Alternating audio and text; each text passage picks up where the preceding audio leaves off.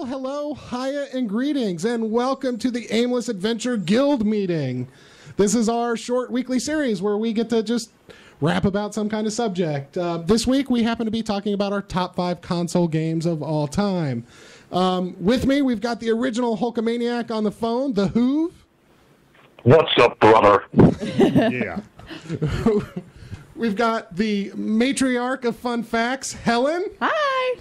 And we've got he only likes warm beer, John. I thought I was like something beard related, but okay, that's fine too. Yeah, that one's more fun. So, so we're gonna go ahead and get started with our top 5 games. What I'd like to do is keep this a roundtable discussion. Let's start with our 5, and everybody go around.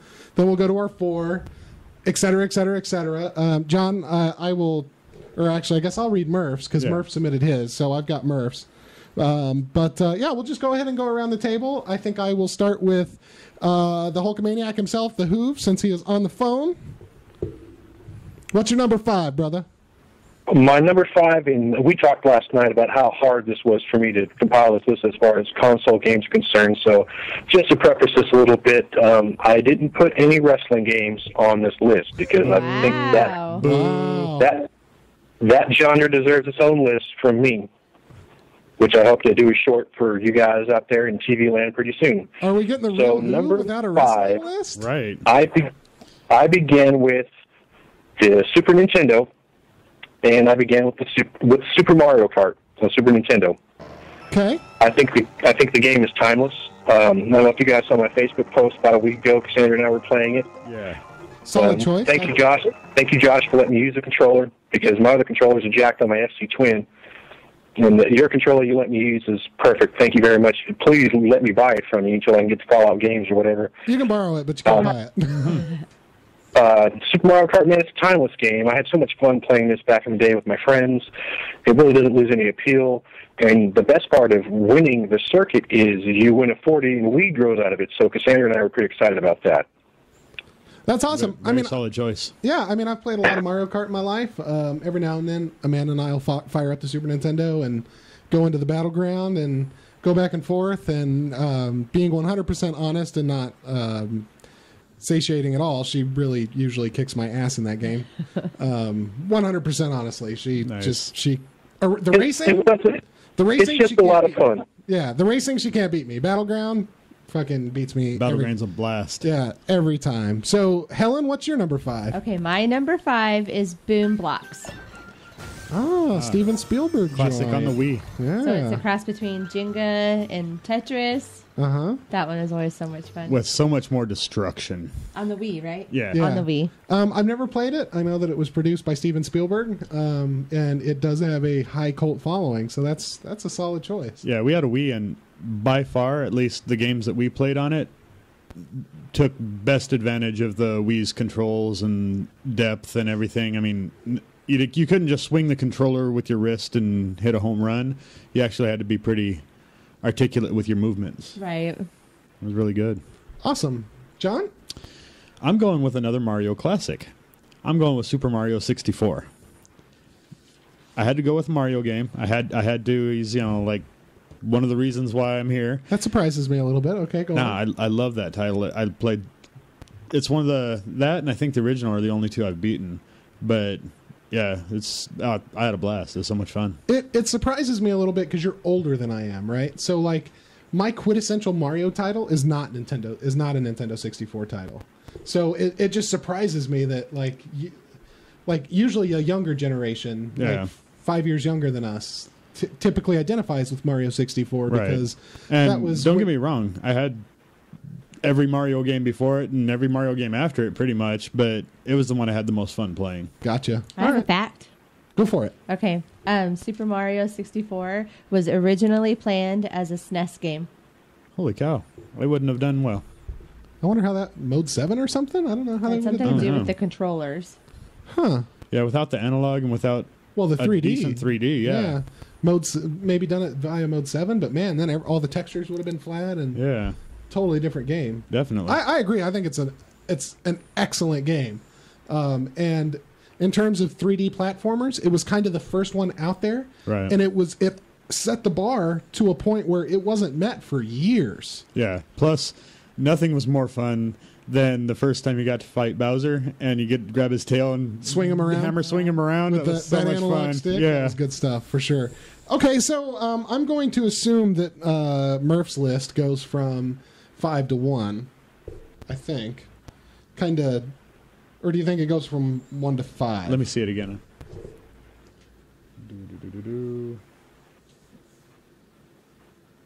I'm guessing it goes 5 to 1. It goes 5 to 1? That's what I'm guessing. I'm guessing that too. We're sorry, Murph, if we're wrong. If we're wrong. I'm going to say, Murph, that your number 5 game is Pitfall on the Atari 2600. That's awesome. That's a solid choice. That's the first platformer game I can ever remember being sort of obsessed with. Definitely. Jumping on alligator heads and swinging Swing across on the vines puddles. was the best, and, you got the scorpions that bit you. Was Spelunker kind of a ripoff? I don't Or was it a completely different? I think it was a different game. Okay. I don't think it was really a ripoff. It was... What I remember as a kid playing Pitfall, that was pretty much the first action platformer I ever got my hands on as a kid. It was totally different than something like Pac-Man and totally different than something like Space Invaders. I enjoyed Pitfall because you actually had your character, you had a mission and a goal, and I like the way the stages were set up, and you obviously jump over the alligator heads and use the vines and try to avoid going down under to where the little pit is, where the snakes and stuff are at. But I totally remember that game as a kid, and I totally enjoyed it. Usually you like going down under where the snakes are. Wah, wah, wah. We're not talking about my professional life. Oh, that's true. I'm sorry. Low blow. Reeling it back. He's not here to raise up his beer. Yep. So this question was very hard for me too, right? Because I immediately, when we decided we were going to do this subject, I just started writing a list of games. And to be honest with you, my top 5 that I put on that list originally were my top 5 games. They're games that I can go back to this day and play and just love. Not that these other 2 aren't, but those, because I don't know if you've noticed from the podcast, I love narrative. Those top 5 games, 4 of them happen to be JRPGs. So, which is great in my opinion. I think it's good. I had to eliminate 2 of those JRPGs because there are other games that were more influential to me as I was growing up. So my number 5 pick is Street Fighter 2. You can choose your system. I played the hell out of it on Super Nintendo. I played Super Street Fighter like you wouldn't believe on the Genesis. I loved Capcom vs. SNK 2, one of my favorite fighting games of all time. But Street Fighter is what started it for me. It's the first game I can remember all the kids in the neighborhood coming around together to have these tournaments in somebody's bedroom. Yeah. Right? Josh, let me ask you something, Josh. Where were you from? You're from here, right? I'm from Sierra Vista. Okay, Well, Sierra, okay. Yeah, I'm a Coolidge military brat, but I grew up in Sierra Vista. Coolidge was a Mortal Kombat town. Yep.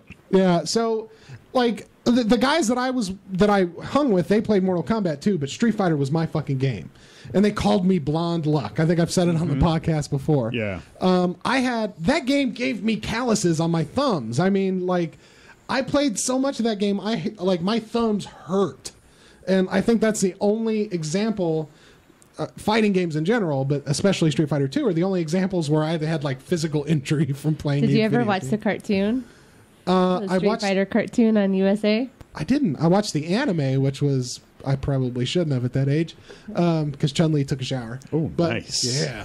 But no, I didn't catch the cartoon. I remember the really awful movie, one of Raul Julia's last, that poor bastard. So yeah, Street Fighter is one of my favorite games of all time. And physical injury and just getting together with kids I didn't even know at the time. Oh, wow. That I kind of know now. And we still kind of chat through Facebook. I mean, awesome. Plus, I'm Blonde Luck. Yeah, you get a nickname out of something, you got to put it on there. Did you know that the fighter DJ is the only character designed by an American? Really? Mm-hmm. That's really interesting. Is he the boxer? No, he was the Jamaican martial artist that appeared first in Super Street Fighter 2. Okay. I liked DJ. He did this cool little slide kick and stuff like that. Did he mix? Yeah, he was kind of a DJ. Actually, his stage had a DJ and shit. Oh, cool. Yeah. So, yep. All right, well, let's go on to our number 4s, and we'll go to who first? Number 4 for me on the, you can kind of interchange the systems of consoles, I guess, Xbox 360 or PlayStation 3, Call of Duty 4, Modern Warfare. It was really, I'd always kind of passed on first-person shooters. I know everybody's pretty fond of GoldenEye and the N64. Yes. It was hard to not put that on my list. And people are fond of, like, Doom and everything like that. And I never got into those games. I was always kind of more of a sports gamer.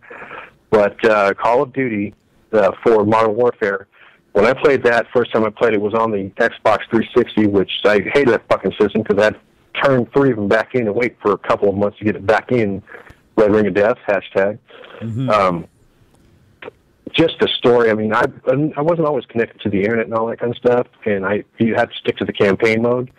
And just the level of detail, the story itself, and actually caring about the character that you're portraying, it was the first time that I felt like I was actually part of the game, or maybe an actor in the movie or something like that. Because to me, the storyline was so enveloping, and like the surprises and just the tons of action that the game had itself just really opened my eyes to other types of games. It really got me away from just playing sports games for a while. Yeah, I mean, I think Call of Duty 4 is a solid choice. It's the first game that I can remember feeling in the single-player campaign cinematic. Right? It's the first game where, like, when you were running in a panic, it felt like you were actually running in a panic. Like, the ship's wall was going to collapse and water was going to come in and you're going to fucking die. Right. Like, it was very, it was high action, high energy, but it brought in that cinema element that really made it something special. And then, of course, everybody loved the multiplayer. Of course, I had an SD TV at the time. I didn't have an HD TV, and playing multiplayer in that game was forget it. I think that title changed the game. I think it became the standard for first-person shooters. For everything that came out after it, how are we going to one-up Modern Warfare? That just seems like, I mean, I never heard that said, of course, but it just seemed to me that was the new standard as far as first-person shooters go. Well, check this out, John. I was late in the Halo, Renaissance or whatever. It was all about Halo and stuff. I played Call of Duty before I ever played a couple of them before I even touched Halo. And because I thought Call of Duty was just the best game, I thought Halo was slow compared to Call of Duty. Like, I've never gone through, I haven't even played I got the first one for free from a buddy of mine. And I was like, no, I'm not playing this. It's way too slow. And that's how much the bar was raised for me from playing Call of Duty, that I didn't really care to play any other FPS. Yeah, I mean, for me, I didn't get into Halo 1 and 2 when they were released. When Halo 3 came out on the 360, I picked it up, and I was addicted to Halo 3. Man, I thought Halo 3 was one of the best, not only just story games, but in terms of, like, multiplayer matches. Like, it's the only game I can think of, except for Quake 2, where I was in the top of the leaderboards, like, consistently. So, absolutely solid choice. Definitely. Helen, what's your number 4? My number 4 is Pong. Pong. Boom. Very nice. We have somebody else on the list that mentioned that too, so that's definitely that was a solid choice. Murph has it on his list too. Actually, that was Murph's number 4 too. Was it really? Wow. Yeah, we'll just go over that now. Yeah. Pong, solid game. I don't think even the youngest kid who plays video games knows what Pong is. Yeah. They may not realize it's table tennis, but that's an entirely different. You know what would make it better? Smaller paddles. Oh my gosh. 70s show. And then, so Pong was awesome. And, I've played Pong on damn near everything I can think. I programmed it into my TI-85 calculator in high school. So, wow. I mean, Pong is just one of those quintessential games like Tetris, right? It's on everything. It was so frustrating to me. I was never good at it. But I think that it was the predecessor to one of my favorite game types ever, Arachnoid or Breakthrough or whatever the heck you want to call it. Oh, yeah, for sure. That was basically Pong single player, and I loved that genre, and I was pretty good at it. Yeah. But plus, if you think about it, what was the very first home console game anybody had? Atari. Pong. What do they have? Pong was a standalone system. Yeah, Pong was by itself. Yep. Oh, that's right. Mm-hmm. Oh, I'm just remembering that. Yep, Pong was by itself. What's your number 4, John? My number 4, Final Fantasy VII for the PS1.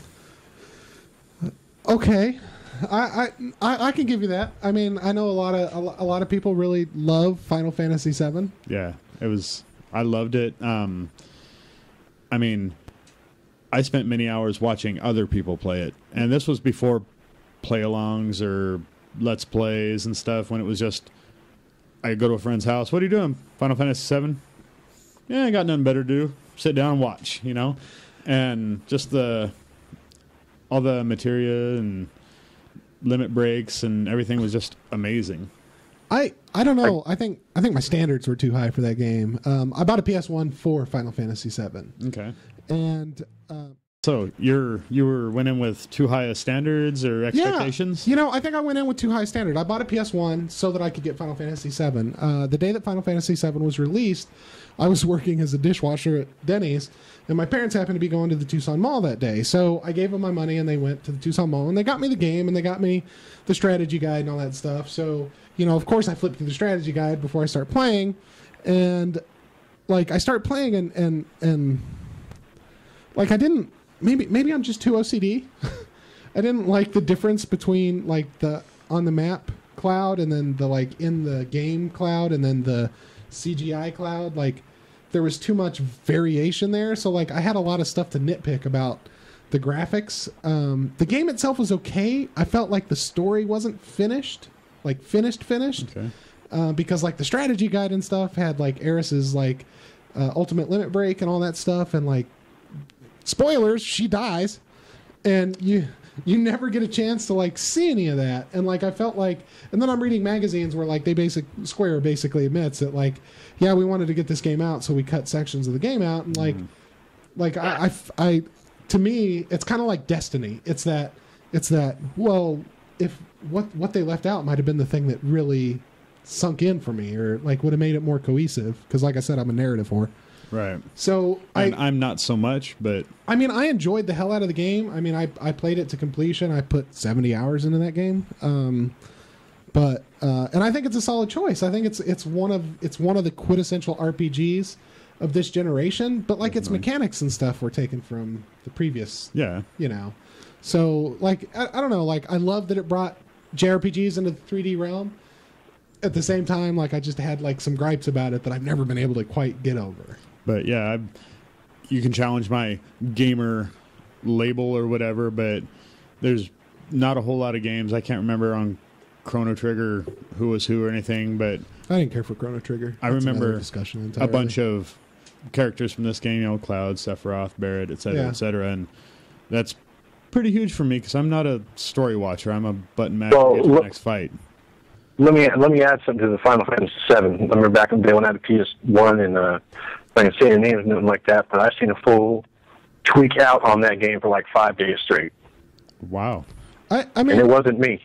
It wasn't me. It's got some content to it. For me, it felt unfinished. It felt like there were a lot of holes in the story. And that's kind of why. Yeah, but when you see someone tweaking out on it, they just keep running back to the same spot just to keep fighting the same dudes, just to level up. And you're like, dude, grind, man. Yeah, well, dude, get off that shit, man. Let me play something. There's a grind in JRPGs. It's just it's just a fact of life. Now, I'm really looking forward to the Final Fantasy VII PS4 remake. Yes. I think that they will be able to tighten up the story and make it something that is truly epic, because the bones, what that story is good. Right.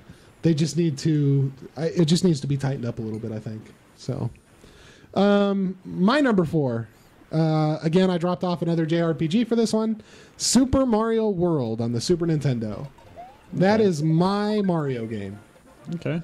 To this day, I'll get in the mood to where I want to sit down and just go through as many levels as I can before I've got to do something else, and I will finish all the red blinky levels in the alternate ways, and try to get all 96 stars and do all the Star Road thing and the alternate universe and the Mario heads on the little turtle guys, whatever the fuck they're Koopas. Yep. I'm again gonna possibly sound stupid, but isn't that the one where you'd go to the tent and play the chance game with Mario Brothers 3, isn't it? No, that's 3, brother. Is it? Yeah. Okay, that's Super Mario World on the Super Nintendo. It's the first one that had Yoshi. Okay. And the cape. I think the cape is the coolest Mario power-up of all time. I love the little yellow cape. I'll take that over the frog any day. Exactly. You could tuck that cape into your shoes and glide, and it's good stuff. I love Super Mario World. One of my favorite games. Right on. All right, well, let's go on to number 3. And what you got for number 3? Number 3, and this is where we get tricky because I really had to think about this after we talked last night. And I was like, well, I'm not going to do this, I'm not going to do that. But for me, I wanted to go off different consoles here. Number 3, Castle Motherfucking Vania for the Nintendo Entertainment System. Nice. To me, I think that game is timeless. I still have not beaten it, which has been well documented in our past podcast. But it's something to where I can pop it in anytime. I love the soundtrack of that game. I love the challenge of the game. And it's a game that I can really get into. Plus, I kind of like how they infuse some of the classic Universal Studio monsters in it. Like you fight, the Mummy and Frankenstein's up in there, and eventually you're gonna have to get to Dracula or what have you. To me, it's just like one of those to where if I was playing Nintendo and nobody knew what Nintendo was, that consider themselves a gamer, I'd say, okay, well, this is the Nintendo game you need to play. You need to play Castlevania.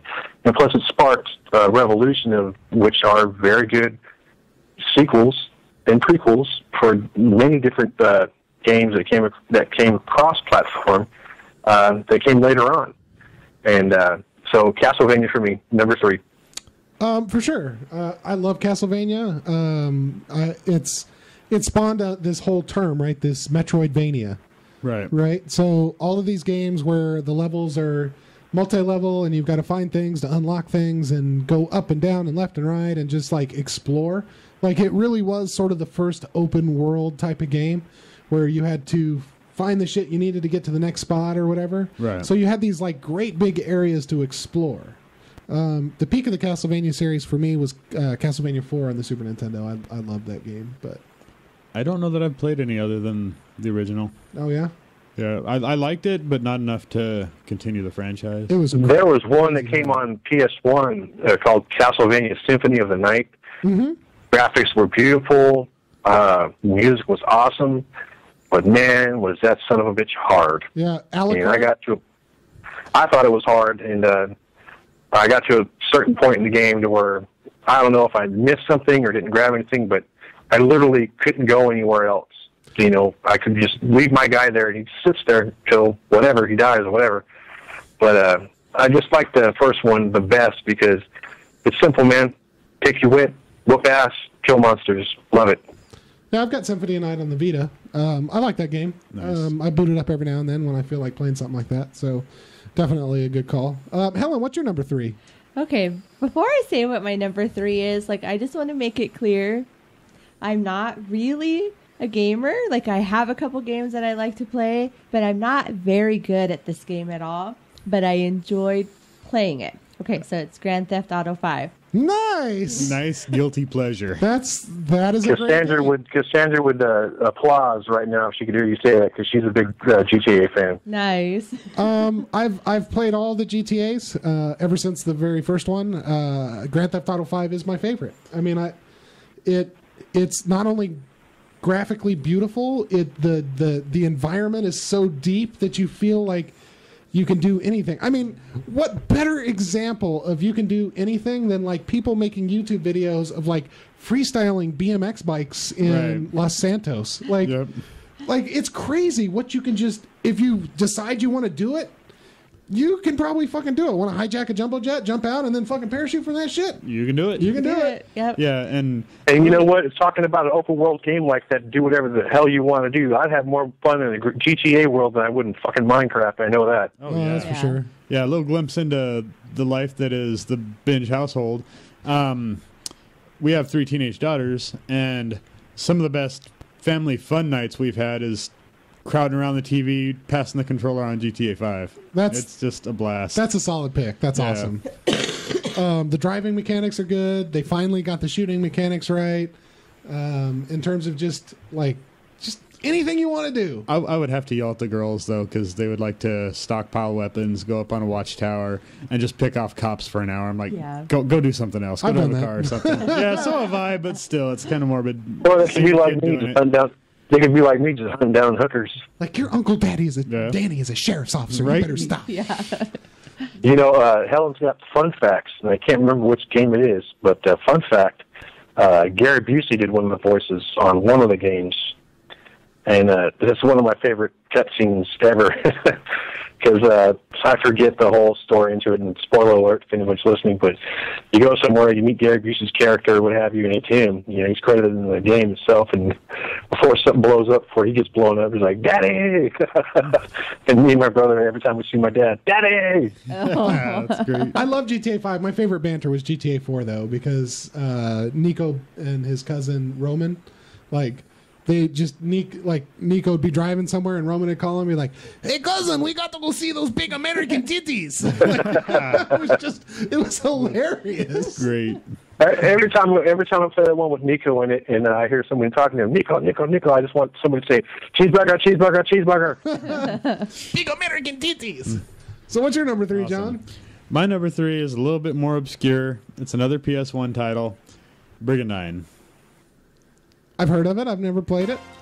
It's classic. Yeah, it's. I don't know if you'd call it a tactics game, turn-based strategy, an RPG, all of the above, but it's kind of like a Risk with the hexagon grid and everything, and you build up an army depending on your warlord's like leadership power is depending on how many creatures, because each creature is worth so many points, and you know, you have to budget those points to get the best creatures in your army without just going out there with 3 dudes. Right. But and then it's kind of like Risk, where you start out in control, depending on which lord you take. They have possession of a little bit of the map, and your goal is to take over the whole map. And so you invade other cities that are in control with other or lords or whatever. And yeah, it's Risk with RPG and Final Fantasy Tactics-esque Gotcha. controls and everything and stuff, but it's so much fun. I know it's a classic. I just don't know enough about it to talk about it, to be honest with you. I wish I had more to like contribute. I just don't. Yeah, it's one of those games that at any given time I can spend every waking moment for a month playing, and Gotcha. it's a blast. So my number 3 is one that probably nobody has anything to contribute to, because I'm sure I'm probably the only one that's played it at least to completion. It's the first of my JRPGs, Dragon Warrior 4 on the NES. I know I played the Okay, first couple. was that the actual first Dragon Warrior that came out? Nope, it was number 4. Okay, well, I thought maybe it was number 4 in Japan and number 1 to us or something Nope, like that. it was number 4 to us. It came out, I think, in the late 80s or early 90s. It's the first RPG I ever played that had like real chapters to it. There was, the clandestine hero, but then you got to play all of these other different heroes before all the heroes came together, right? Okay. So you got to play like these predetermined characters. Mara and Jara, they were like these sisters that were like these exotic dancers, but also kind of knew some magic. Maybe the most famous one from this game is Tornico. He was called Taloon in our version, but he was a merchant, and like his chapter started off with you like literally tending the shop, and people would walk in and you would buy their equipment and sell them equipment. Wow. Until like you saved enough money to like go out on your own and become like a traveling merchant. But like Taloon was the coolest character ever, because once your party got all together, he would like randomly do like some like a fumble that became an amazing attack, right? So like he would trip and somehow his sword would like cut off the head of a monster and do like hundreds of damage. And it was like he was just a very unique character. He had a distinct personality. And the game had like, air balloons, and like it was one of the biggest RPGs I can think of at the time. The story itself was really tight. It had to do with like evolution and things like that, and it was so cool. It's got some of the greatest 8-bit music in an RPG ever. Nice. Just one of my favorite games of all time. I had to mention it, so that's why it's in number 3. Cool. Nice. So what's your number 2? Number 2, PlayStation 2, Marvel Ultimate Alliance. I'm a big comic book nerd. I don't get a chance to talk too much we talk comic books once in a while. I thought the cinematics in that game were just absolutely beautiful, and it's probably the only time until recently where you'd see, on screen, you'd see Captain America, Thor, Wolverine, and Spider-Man, and that's in the opening cutscene before you even get started playing. So for me, being a Marvelite, like I am. And yeah, we're going to get to see Spider-Man team up with the Avengers here shortly, in Captain America: The Winter Soldier. But Fox still has a license on the X-Men, so that's not going to happen anytime soon. But just the amount of characters you get to play, I mean, shit, you get to be Ghost Rider, you get to be Blade. Plus different teams you can make. You can have like Femme Fatale, where it's like Invisible Woman, She-Hulk, 2 other chick characters. I didn't use that too often. But at the same time, from my saving grace in that game was always make sure I kept Wolverine, because Wolverine has the healing power, and you can run around and he can be your ace in the hole, if you will. But some of the combo attacks are really, really neat. Yes. Like I was going to make sure to comment on that. Yeah, you could have like Iron Man and Captain America, where Iron Man's using his blasters and Captain America uses his shield. And as Iron Man's blasting the Captain America's shield, he's just shooting Iron Man's blasters all around the whole screen. Everywhere That's right. And then you have like it's basically Diablo with superheroes. It's action RPG. Yeah. Okay. Yeah, I know. Right, and then you had like Colossus on there, and you could team him up with Wolverine, do the little slingshot move with Wolverine, and just a lot of neat stuff you could do on that game. And plus, what was also really cool was some of the specific dialogue that characters would have with each other. To where, okay, if it's Cyclops talking to Blade, it's just basic hello, how are you, da-da, whatever. But if you have like Ghost Rider talking to Blade, the spirits of vengeance are upon us. Well, you know a lot about that, or something like that. And then as you unlock characters, you can go on separate side missions specific to that one character. But man, there was so much fun, and I think the best stage on the game is when they're in like a murder world. And I think it's an X-Men type deal, where it's like a carnival type deal, and you go against Arcade, the villain Arcade, and just the way the game was just presented, the options that you have, not to mention the different variations of costumes for each character that you could get that would have their own special powers. Man, and what's funny about that game is I want it for PS3. They have a PS3. That game, even at GameStop, used is still about $35 because people love that game so much. So that's my number 2. Ultimate Alliance on the PS2. I like that game. Which is crazy because I think they actually have a free-to-play version of that game on PC right now. Wow. I think they just released it. It actually got decent reviews. So. Yeah, now I want to play that. Thanks, Terry. Yeah, I never played it. Game. I have to check that one out. Josh, you've never played that? You got to check that out. Yeah. Yeah, I probably should. I probably need to. It's really fun co-op. Yeah. I got so many games right now I need to finish. It's not even funny. Helen, what's your number 3? No, my number 2. No, are we on 2? Yeah. Oh, number 2. My bad. My number 2 is a game that I'm actually playing currently. Persona 4 on the Vita. Very nice. I love that game. So what do you like about it? Well, okay, so I finally got to the point where TA's voice doesn't grind my nerves anymore. Oh, well, that's good. Okay. But we just rescued Yokiano? Oh, Yukino or whatever her name is. Yeah, just rescued her. The white girl. Yokino Reeves? Yokiano. Something like that, yeah. It's like Yokiko or something like that, yeah. And it was like, I had to go through so many levels to clear all the shadows out, and I think that was the most fun of it so far. Yeah, it's rescuing people. You will rescue a few more people still. The story is good. The interaction between the characters is good. You're just now starting to unlock the point where the characters start to really interact and become friends and stuff like that. You've still got a couple more people to meet, but it's Japanese goofiness, but it's a lot of fun. Yeah. Yeah, it's super cool. You should play one of these days, John. I probably will once she's done with it. Oh, it's good. Yeah. Now that we own it. Very nice. And what's your number 2, sir? My number 2 is another Nintendo 64 semi-obscure cult classic. Mentioned it on the podcast before, Ogre Battle 64. Still playing it.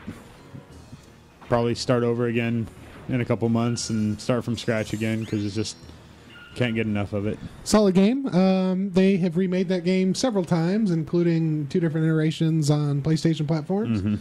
PSP and PS1. Not exactly the same game, but it was a reiteration on the game. I played a lot of Ogre Battle on the Super Nintendo. Okay. Watching you play Ogre Battle on the 64 when all the game shit was in the other room, I was like, oh man, I need to play this game. It's definitely I mean, I'm glad that they're cross-platform versions and remakes or whatever, sequels, prequels, and stuff, but none of them did it for me like the 64 version. Yeah. It's by far my favorite of the Ogre Battles. Yeah, I love that all the music was the same as the Super Nintendo version. Mhm. Like, I missed some of the sound effects from the Super Nintendo version, like liberation, whee, like Super Nintendo. oppression. So yeah, no, that's a solid choice. Not my favorite strategy RPG. That would go to Shining Force, but that's not on my list. That's another one that could have made my Oh. list as one or two. Take a pick. It doesn't matter. It would have been on my list, brother. It would have been, but I was trying to mix it up. And this is we've been married for a while, and so like this game always like pops back up. Like he'll play it for a good like 2 or 3 months, and then he'll put it down, and then 2 years later, I'm like, what are you playing? Oh, I'm playing Ogre Battle again. What? That's awesome. It's a solid game. My number 2, surprising nobody if you've watched the podcast before or listened to the podcast. My number 2 is Final Fantasy 3 on the Super Nintendo. That's what I knew it as a kid. Everybody knows it as Final Fantasy 6 now. One of the most epic stories in a Final Fantasy game that's ever been told. One of the most wicked evil villains. Lots of plot twists. At one point, the whole world gets destroyed, and you're working on a completely different world map. Just one of my absolute top favorite games. Some of my favorite game characters ever. Sabin, who was like a mixed martial artist. Locke, who was kind of the rogue thief. Prince Edward, who was like the gadget guy. Just the Setzer, the guy who owned the kind of rogue that owned the airship that you originally take. Some amazing scenes. The Opera House scene. I don't know if you've ever played this game. No, but when you said Opera House scene, I thought Parasite Eve for some reason. No. This Opera House scene is a classic where Celeste is trying to trick Setzer. That's how you kind of acquire the airship. But you have to remember the lines from the opera that they're singing. Oh wow! And I still to this day I can hear that song in my head right now. And they show the text, but even though it's a Japanese game translated into English, I'm reading the text in rhythm with the song that's playing, and Right. it fit, and just absolutely one of my top games of all When's time. the last time that you played that game? Not long ago. I played it 2 or 3 months ago, and I was gonna say, because if you could still remember the rhythm of it, you are OCD. No, it's just I played that game a lot. I've probably beaten that game 6 or 8 times in my life. Oh. And for a Super Nintendo game, it was a 20-hour game at least. So Josh, hearing you talk about that game reminds me, what Helen just asked, oh, wow, when's the last time you played it? Oh, you should remember a lot of that game. And for me, it's okay, when's the last time I watched Predator? But I can still recite that movie word for word. Yeah, the last time I played it, I think I only got to the part where you find cyan and the water gets poisoned, and people who played the game will know what I'm talking about. I think that's the last time I sort of finished playing it. Okay. That save game's still on my Vita, so I can go back and play it any time, but it's comfort food for me. It's one of those games that I can go back and play and watch the intro and just remember all those emotions I felt when I got to rent that game from Blockbuster when it first came out, and how the manager would hold it behind the counter for me because she knew I was going to come get it every time. Awesome. Just superb, just stellar game. So I guess that brings us to Murphs. What was Murphs? Murphs. Did I say Murphs number 3? I don't think I did. I don't think so. I think that's why it went awkward for a second there. Oh yeah, Murphs number 3 was Space Invaders. Okay. Murphs number 2, the quintessential Pac-Man. Ooh. Nice. Pac-Man, Classic. solid choice. Yeah, for sure. Console games. I was wanting to talk about Pac-Man and Galaga, but I remember them more as being an arcade thing for me. But they have appeared on every console ever. Yeah, I understand It's that, kind but of I a mean, technicality. But no, I'm not saying he's wrong. I love those games, but I'm just saying, I had a much better experience with the arcade version than I did with the home version Same for thing either with one of the games. Gauntlet and several other games. Street Fighter 2. Yeah. I mean, it is what it is. They're classics. They really kicked off the video game generation, right? So definitely solid games. Yeah. So that brings us to our number ones. Number ones. So Terry, you've got you've got the honor of going first for your number 1 pick. My number Wait, one wait, pick wait, is... Terry. Yeah, go ahead. Let's say it in 3, 2, 1. Madden. You're supposed to say it with me because that was. Well, I didn't know you were going that way. Okay, yeah, let's do it again. That's my number one too. So I just wanted to get them out there at the same time. So try it again. So let's do it again. Yeah. In 3, 2, 1. Madden. That's your number one? Yes, sir. Number one. That's cross-platforming for... Just the whole series. I mean, if I had to pick one, it would probably be 08 or this year's. But, yeah, it's the one and only game that keeps me coming back and buying every single year. MLB The Show is a probably close second if you look at it with return purchase. All right. I can see that. I want to play the new Madden. I mean, I haven't played Madden. Well, for me, the reason why I chose it number one is because I remember playing it back on the SNES. And you talk about one, genre, one particular game that's whatever's come out as far as the progression of consoles and graphics and everything like that. Madden, it's every year, any console, it's just there because, I mean, it's the one game, even some of my friends that might not be as into video games as we are, and, I have a lot of friends that have the systems just to play sports games, right. But it's the one that everybody can get around. Everybody has their own favorite team. Everybody's excited to see their rosters get updated every year. I've been in $20 tournaments for this thing, winner take all, and plus it just, as it progresses, it really does become more like actually watching an NFL game on Sunday. The presentation gets better every year. There have been some games that have just kind of like, copy and paste the same things last year, but the rosters are different. But it's nothing that's ever been a complaint for me. Yeah. And it's just one thing to where if I got John with Steve, with my buddy Adrian, with my buddy Jerry, a bunch of guys, from work, no matter what your taste in life is, no matter, what your favorite video game is, or if you even play video games, there's a lot of people I know that'll sit down, no matter what system it's on, grab the sticks and play some Madden. Yeah, it transcends gamer status for sure. See, Madden doesn't transcend gamer status for me. Really? No. NFL 2K did. What I'm saying is, it doesn't matter, present company excluded, but the hardcorest gamer probably plays Madden. But so does the guy that plays one game a year. Well, yeah, I mean, you've got your gamers that buy 2 games a year, right? What are those 2 games? They're Madden and they're Call of Duty. Yeah. That's just sort of the way it is. Mm-hmm. But in terms of, transcendence, right? I view transcendence as somebody who plays video games and isn't necessarily super into sports. Madden's not the one for me. It's like NFL 2K or I had a Genesis and Joe Montana Sports Talk Football, Those are... It's good that you brought up the 2K series because 2K football was, in my opinion, way better than the Madden of the same era. Oh, yeah. But they lost the NFL license. And that being said... The NFL turned into jerks. I still bought the Madden every year along with the 2K football. Yeah. Ever since 94. I think I've owned every single Madden for at least one console every year. I mean, I think I've played every football game up until... Madden 98. Okay. Madden 95, somewhere in there. But I haven't played any of the modern Maddens, and I should. Our fumble video, right? Yeah. Well, I'll just say this: being a lifelong Arizona Cardinals fan for a long time, and even to this day, the only way I'd ever get to see the Cardinals win the Super Bowl is if I got to do it myself. Oh, and then there's Tecmo Super Bowl. Yeah, Tecmos. Come on. No, I couldn't even win Super Bowl on that with the Cardinals. I couldn't soup anybody up on that game. And then Mutant League Football. Which one? Mutant League Football. Well, I guarantee some of the players the Cardinals have had are probably mutants. That's why we stuck for a long time. Not going to say any names or anything. All right. Not to hold anything back.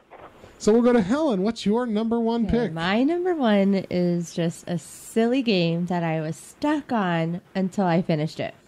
And this is one game I've actually finished. Animal Crossing. Awesome game. That is a classic. Me and Willie both played many hours of that, too. That came out originally on Nintendo 64, I think. Possibly the GameCube is the one adaptation that she played. Yeah, is what we played on. But what I liked best about it was, you can go down to the fishing hole or river and you can fish and collect plants and talk with people. Like, it was just something that was just a stupid game, but I was stuck on it for the longest time. And now what game do you play the most? Farmville Yeah. 2. Maybe I should be a farmer when I grow up. Yeah. What I thought was awesome about that game is I'm a bit of a hoarder, I guess. Like Shenmue. The best thing about playing that game for me was collecting the little miniature things out of the quarter machine. But yeah, on there, I wanted to catch every single bug and catch every single fish and cut down every type of fruit. I mean, I just wanted to complete the collections. Yeah, that hoarder mentality ruins so many games for me. Like, there are games that I should have finished and I didn't because I was like, oh wait, there's a little blinky point on the map over there. I could get a new 8-ball shirt and I haven't gotten it yet. What was the mayor's of Animal Crossing? What was his name? Hook. Tom Hook. Yeah, Tom Hook. Yep. All right. Cool. Very nice. Good, solid pick. I think a lot of people will agree with you on that one. And I don't know if anybody else did this, but if you start Nook. Nook. Yeah, Tom Nook. Yep.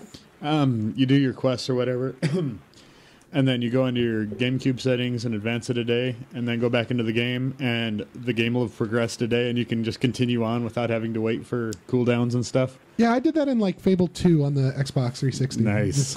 But it played in real time too, so even like when it was Christmas or Thanksgiving, like you would get special things, so you can like forward to Christmas or go back to last Christmas and get extra things. That's awesome. Which kind of sucked for the person that was playing at night for a couple hours after the kids went to bed or something, because it was always at night, the store was always closed. Yeah. You'd have to do something different. Yeah, that's true. That's very true.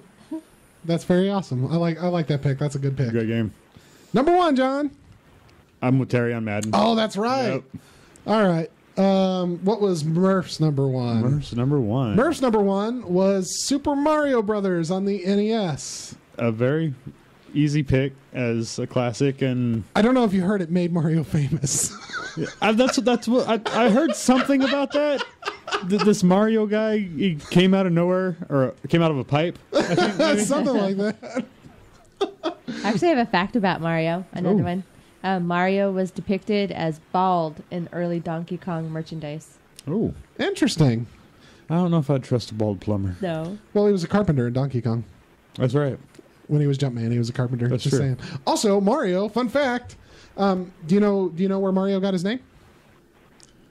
His parents. He was the landlord of the building that Japanese Nintendo leased. Wow. And they named the character after him. Hoping to get a awesome discount or is something. that? Yeah, I don't. That's really neat. Yeah, I wonder like if he knew. Like, That's funny because we assume Italian. yeah, but no, they named him after their landlord. Oh, Yeah, I like that fact. I'm going kind to of a fun remember that fact, one. right? So my number 1, coming as a surprise to absolutely no one, is The Last of Us. Wait, what's this game you speak of? I don't know I've if never heard of ever this it. before. I love The Last of Us because, much like Call of Duty was the first like cinematic experience that I can kind of remember ever playing through. The Last of Us. So I don't know. I'm sort of the biggest video game nerd here, I think. By a couple inches, anyway. By a few inches, and this way. There's a studio that's operated by Sony called Quantic Dream, and Quantic Dream has made games like Heavy Rain and the Ellen Page one, whatever the hell it was called, Beyond Two Souls. Yeah.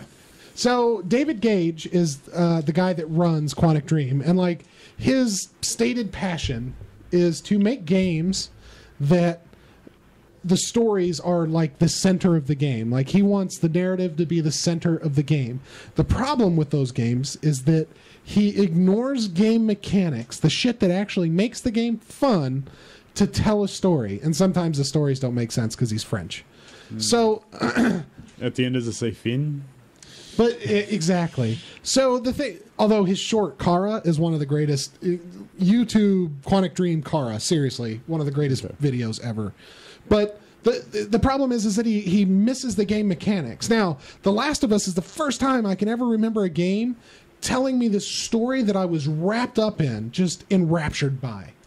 and the game mechanics were still solid. And the game mechanics didn't feel like they were like separate from the story, like a lot of games. Like, hey, here's the story sequence, and then action, game mechanic. Here's the story again. Like, it all felt very fluid. It all felt like it was supposed to be that way. Like some people, I've never played a Telltale game. Is that how those work? Like the Wolf Among Us and the Game of Thrones? Is it or is it similar to The Last of Us? No, those are great games, but they're nothing like The Last of Us.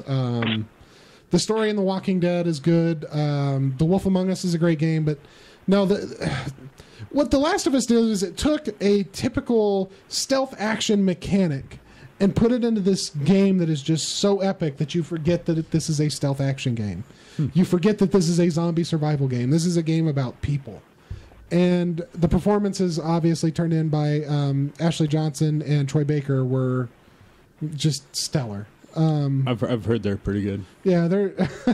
I know we've talked about it a lot, but it is honestly my number one favorite game. That is a game I will go back and play every year. It's just that good. It's a story about people and about dealing with humanity and trials and tribulations and struggles, and none of it ever feels contrived or like it was built for a mechanic or built to elicit a response. It all feels very organic, and it's right great. So anyway, that's our top 5 console games of all time. Hope you guys weren't too disappointed. And I'm sure we left tons of games off the list, and go ahead and let us hear about it. Yeah, there are more lists to come. Yeah, there are more lists to come. I mean, I could rattle off a bunch of games right now, but I won't. This was such a hard list to make. I mean, Rocket League, GoldenEye, Perfect Dark. There's just tons of games that could be on any of our list that it just... Well, Helen came up with a suggestion of top 5, and I was like, what about top 10? Yeah. You know, because it was top 50? I felt like it was like... When we were talking about it, he was like, okay, I'm at 5, I'm at 10, I'm at 17. I think I ended at like 30. Well, when we talked last night, there were games that I'll mention another list that I actually felt like I was hurting their feelings. Like, oh my God, I'm going to leave this game off. I love this game. Oh, Excite Bike, RC Pro-Am. I mean, there's just solid tons. titles. Battletoads. Yeah. Shining Force. Contra. Yeah, the honorable mention list can go on literally for days. Yeah, we could literally sit here all night and talk about games that we loved. It's kind of like talking about music or something. Yeah. But anyway, those are our top 5 lists. That's the top 5 list of console games of all time by the Aimless Adventure Crew. Sorry Ryan and Murph couldn't make it today, but they had other commitments. Thank you all for joining us, and we will chat at you later. Peace out, y'all. Bye, guys.